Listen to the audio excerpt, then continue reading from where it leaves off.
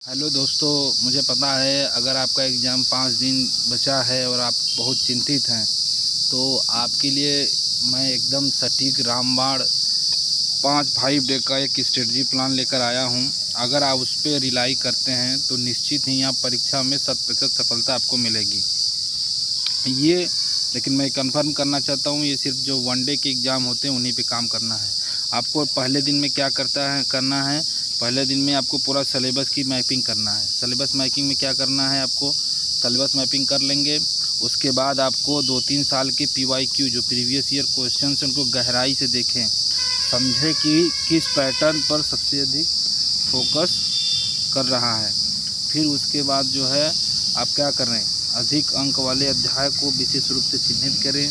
जो टॉपिक्स आसान और बार बार पूछे जाते हैं उन्हें पहले समाप्त करें। उसके बाद फिर आप जो है आप एक काम करिए, आप पेन कॉपी ले लीजिए और आपको थ्योरी का रिवीजन करना है। पहले आप ये जब देख लेते हैं कि जो टॉपिक ज़्यादा पूछे जा रहे हैं, अब उन टॉपिक्स को फिर दूसरे दिन क्या करना है कि उन थ्योरीज़ को रिवीजन करना है और शॉर्ट नोट्स पढ़े, क्योंकि एग्ज़ाम में हमें लगता है कि टफ क्वेश्चन आने के चांसेस ज़्यादा होते हैं, बट इन रियलिटी ये होती है कि आसान ही क्वेश्चन बस उस टॉपिक से टच करके क्वेश्चन निकलता है।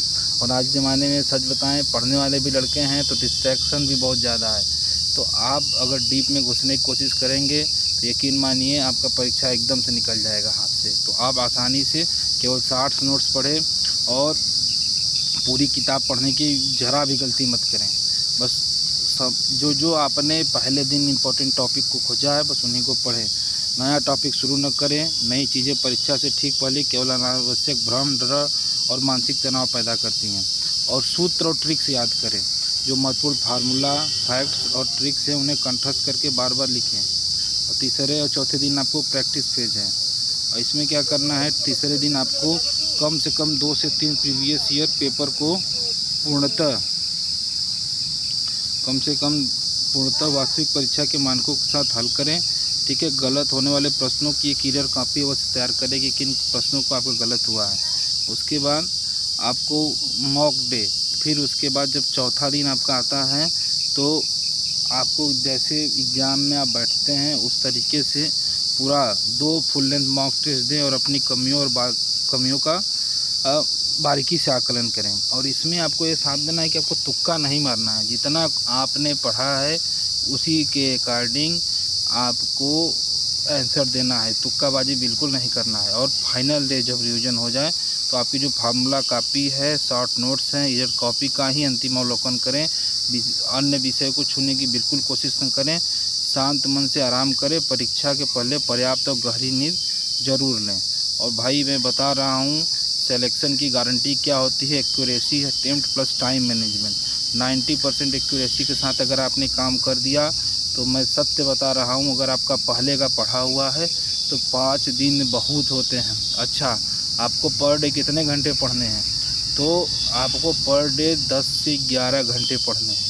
10 से 11 घंटे आप पढ़ेंगे। सुबह अगर 8 बजे शुरू कर रहे हैं तो रात में 8-9 बजे तक ही खाली हुए, क्योंकि आपने पहले का पढ़ाई नहीं किया है। इसलिए आपको कम से कम एग्ज़ाम के 5 दिन पहले आपको 50 घंटे मिनिमम हो जानी चाहिए। और मैं बता रहा हूँ आपका सिलेक्शन पक्का है, इसमें आप कोई संशय नहीं है। और देखिए आपको क्या क्या करना है, मैं 5 डे का रोड में चेकलिस्ट करना है। कोर एरिया फोकस करना है, क्या क्या इसमें थ्योरी रिवीजन भी है, रिवीजन शॉर्ट नोट्स है, मेमोराइज ट्रिक है, फार्मूला है, सॉलिड कॉन्सेप्ट फॉर्मेशन है। दूसरा मार्क स्ट्रेटजी, मॉक जो देंगे उसके थ्रू क्या है आपकी स्ट्रेटजी बन जाएंगी। 2 full mock, strict speed and 0 gross work. ठीक है, ये हो जाएगा। अगर आप ये करते हैं, एक्यूरेसी, अटेम्प्ट्स और टाइम, बस इस पे रखें, विजय निश्चित है भाई, एकदम विजय निश्चित है। आप एकदम फुल कॉन्फिडेंस होके जा सकते हैं।